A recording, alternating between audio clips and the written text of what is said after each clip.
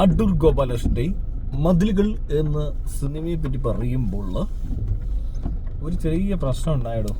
മതിലൊന്നും വിളിക്കാനൊന്നുമില്ല cinema. അതല്ല, വേലി അങ്ങനെ മതി, അതിനുള്ളത് ഉള്ളത്. എന്താ സംഭവം വെച്ചാലേ ഇഷ്ടപ്പെട്ടില്ല. എനിക്കങ്ങനെ ഇഷ്ടക്കേടെന്ന് തോന്നുന്നു. അടൂരാണോ അതിന് സംവിധാനം?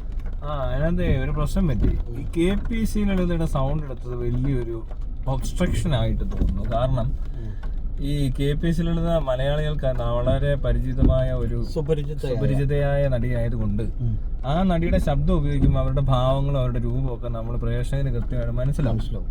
അത് മനസ്സിലാക്കാൻ പാടില്ലായിരുന്നു.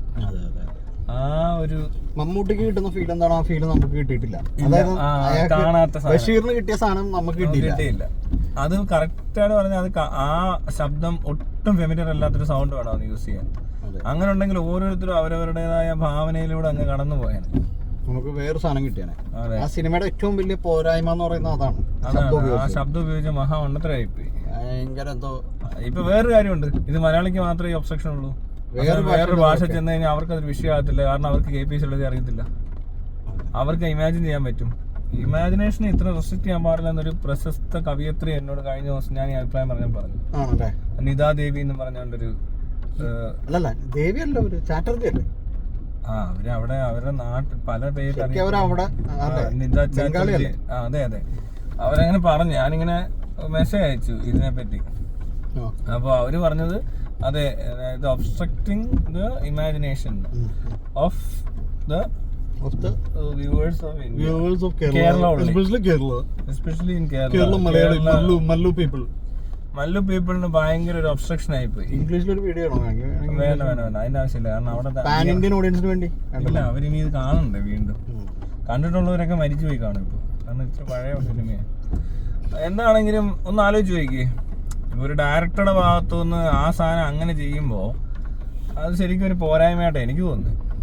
കാരണം തൊട്ടപ്പുറത്തെ ആ കഥാപാത്രത്തിന്റെ രൂപഭാവ ഭംഗി അല്ലെങ്കിൽ അല്ലേ ആ സാധനം നമുക്ക് ഇമാജിൻ ചെയ്യണം. നമുക്ക് ആ സാധനം നമുക്ക് വ്യക്തിപരമായിട്ട് അതിനുള്ള സമയം സ്ഥലം തന്നെ തലയ്ക്കാതെ അതിനുള്ള ഗ്യാപ്പ് ഇട്ട് തന്നെ. അല്ലാതെ വെറുതെ KPC ലളിതയുടെ ശബ്ദം വെച്ച് കഴിഞ്ഞിട്ടുണ്ടെങ്കിൽ KPC ലളിത അപ്പൊ തന്നെ KPC ലളിത ഫ്രണ്ടിൽ വന്നു. ഓക്കെ, KPC ലളിതയും മമ്മൂട്ടിയുമായി സംസാരിക്കുന്നു. അതെ, മമ്മൂട്ടി പിന്നെ ക്യാരക്ടർ വിട്ട് വേറെ ആളായിട്ട് നിൽക്കുന്ന ആളാ. അതെ, നമുക്ക് മമ്മൂട്ടിയെ മിസ്സാവും.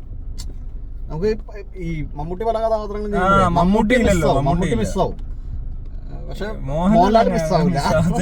മോഹൻലാലിനെ കണ്ട ഇവിടെ കഥാപാത്രമാണ് മാത്രം മാറി മാറി കാണിക്കും. മോഹൻലാൽ കണ്ടുപിടിച്ച് എങ്ങനെ ഇരിക്കും, മോഹൻലാൽ ഡോക്ടറെ എങ്ങനെ ഇരിക്കും, മോഹൻലാൽ പോലീസുകാരനെ എങ്ങനെ ഇരിക്കും,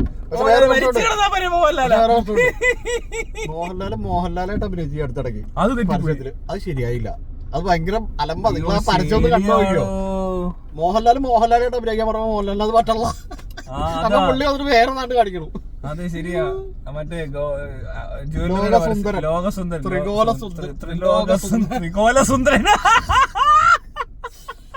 അതാ കറക്റ്റ്, ത്രികോലസുന്ദരൻ. അയ്യോ, ത്രികോലസുന്ദരനായിട്ട് അതിനകത്ത് പറയുന്നുണ്ട് ലാലേട്ടനോട് പറയണ്ടേ, അല്ലെ ലാലേട്ടാന്നൊക്കെ വിളിക്കുന്നത്.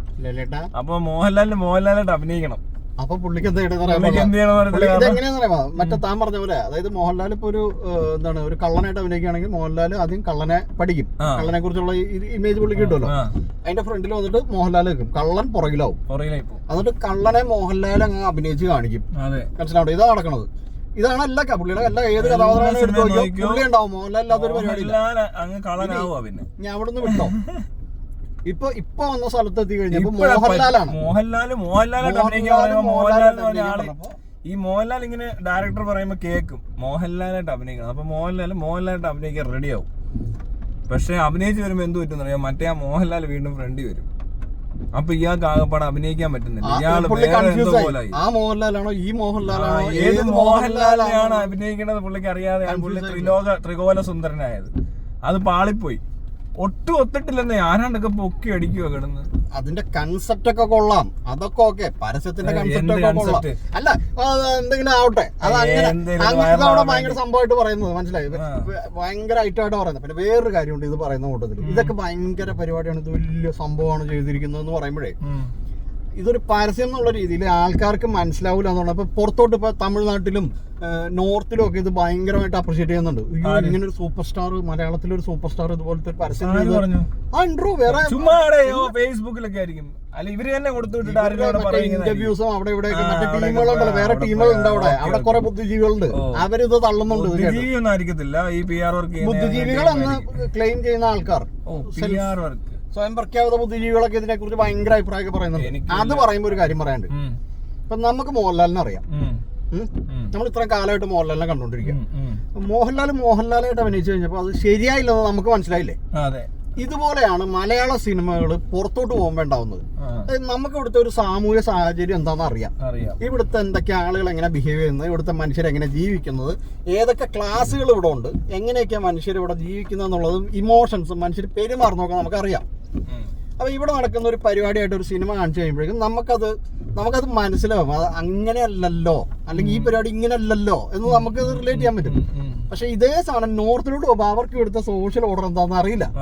അപ്പൊ അവര് കുറച്ചെങ്കിലും ഒരു റിയൽ സാധനം കിട്ടിക്കഴിഞ്ഞിട്ടുണ്ടെങ്കിൽ അവർക്കത് സൂപ്പറാവും. അവര് മറ്റേത് വിശ്വസിക്കുകയും ചെയ്യും. ഏത് ഈ കാണിക്കുന്നത് മൊത്തം ഇങ്ങനെയൊക്കെ തന്നെയാണെന്ന് അവരങ്ങ് എടുക്കും. മനസ്സിലാവുണ്ടോ? എനിക്ക് സാധനം മനസ്സിലായി. അപ്പൊ എന്ന് പറഞ്ഞ പോലത്തെ ഒരു പരിപാടിയാണെങ്കിൽ നടക്കുന്നത്. മോഹൻലാലെ കാണിച്ചപ്പോ ശരിയായില്ല എന്നുള്ളത് അവർക്ക് മനസ്സിലായിട്ടില്ല. അവർക്ക് മോഹൻലാലിനെ അറിയില്ല, നമുക്ക് മോഹൻലാലിനെ അറിയാം. മനസ്സിലായോ?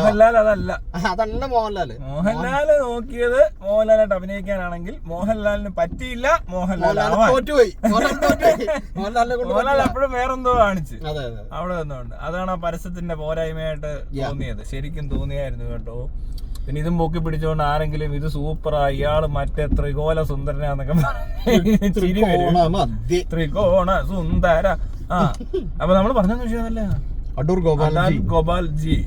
ഗോപാൽജിയുടെ ആ ഒരു പരിപാടി ശരിക്കും പറഞ്ഞാൽ ഭയങ്കരമായിട്ട് ലിമിറ്റ് ചെയ്ത് കളഞ്ഞു. അടൂർ ഗോപാൽജി ഇടയിൽ വേറെ പറഞ്ഞിട്ടുണ്ടായിരുന്നു. പക്ഷെ അതൊരു കാര്യമുണ്ടോ, അത് മലയാളിക്കിട്ട് താങ്ങിയത് പോലെ എനിക്ക് തോന്നി. എന്താണ് ഇവിടെ ഉള്ളവർ ഇമാജിൻ ചെയ്തതായാലും. ഇയാള് മറ്റേ ഇത് ഇട്ടായിരിക്കോ, അയാൾ ആര് കണ്ട് എന്താ ചെയ്തെന്ന് സിനിമ. ആ പുസ്തകം ഇപ്പൊ വായിക്കുകയെന്ന് വിചാരിക്കുക. ആ പുസ്തകം വായിച്ചാൽ ഈ പ്രശ്നമില്ല. ആ പുസ്തകം വായിക്കുമ്പോ എന്തോ ഇല്ലെന്നറിയോ, അതിനകത്ത് ഈ പറഞ്ഞ വായനക്കാരന് രണ്ടും സങ്കല്പിക്കാൻ പറ്റും. ബഷീറിനെ മമ്മൂട്ടിയായിട്ട് കാണാൻ പറ്റത്തില്ലായിരിക്കും, പക്ഷെ എങ്കിൽ പോലും ആ ഒരു കഥാപാത്രത്തെയും തൊട്ടപ്പുറത്തെ കഥാപാത്രത്തെയും കൂടെ വെച്ച് നോക്കുമ്പോൾ അപ്പുറത്തേക്കുന്ന കഥാപാത്രം ഇവർ ഇമാജിൻ ചെയ്യും. ചിലപ്പോ അവർക്ക് ഏറ്റവും ഈ ഒരു അവസ്ഥയിൽ പെട്ട് കഴിഞ്ഞാൽ തൊട്ടപ്പുറത്ത് ആരെങ്കിലും വന്നു കഴിഞ്ഞാൽ അയാളുടെ രൂപം ഭാവമൊക്കെ നമുക്ക് വേണ്ടപ്പെട്ട ഒരാളാവാൻ സാധ്യതയില്ലേ? അങ്ങനെയാണല്ലോ ഇതിന്റെ ഒരു സാധനം കിടക്കുന്നത്. അല്ലേ പിന്നെ അയാളെ കാണിച്ചോണ്ട് അങ്ങ് ചെയ്യണമെന്ന് അല്ലേ? ഇത് കാണിക്കാത്ത സ്ഥലത്ത് നമ്മൾ ശബ്ദം വെക്കുമ്പോ കുറച്ചുകൂടി ബെറ്റർ ആയേനെ.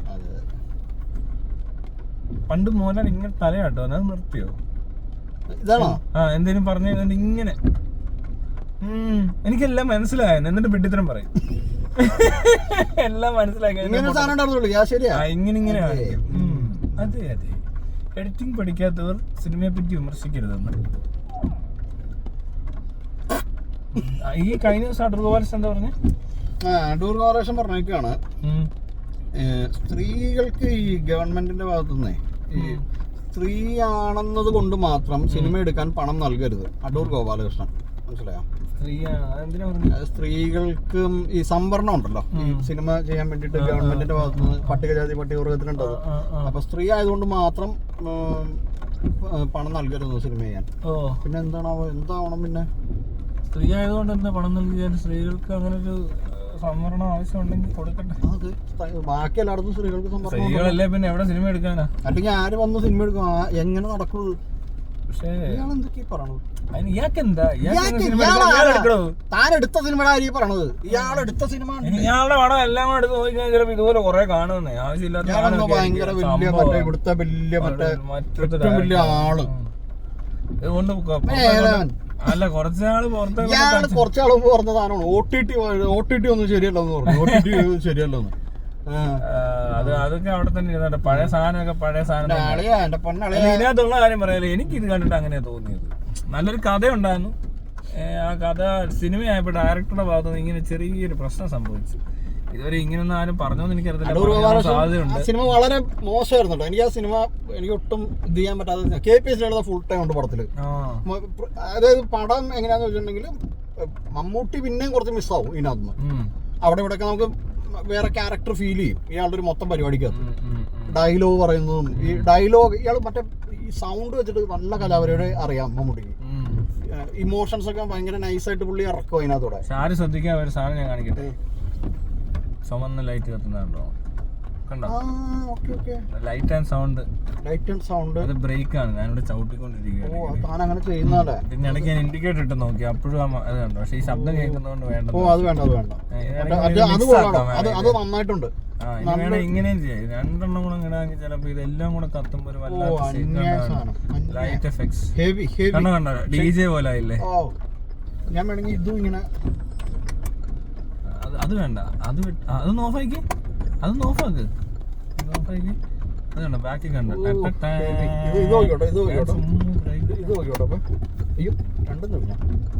ഒന്നല്ലേ തെളിഞ്ഞുള്ളൂ. ഇത് ഞാൻ ബ്രേക്ക് മാത്രമായിട്ട് ഇങ്ങനെ രണ്ടും ഓഫാക്ക്. കണ്ടോ കൊറേ കണ്ടോ. ഇതൊന്നും ആരും ശ്രദ്ധിക്കത്തില്ല. നമ്മൾ ഡയറക്ടേഴ്സ് വിളിച്ച് ചെയ്യുമ്പോൾ ഉടനെ ആർക്കും അതുകൊണ്ട് പിടിക്കത്തില്ല. അതിന് വേണ്ടത് ടൈറ്റിങ് നമ്മൾ സെറ്റ് ചെയ്യും. ഇതൊക്കെ സൂക്ഷ്മമായി നിരീക്ഷിക്കുന്ന നിരൂപകർക്കും നിരീക്ഷകർക്കും മാത്രമേ അത് കണ്ടുപിടിക്കാൻ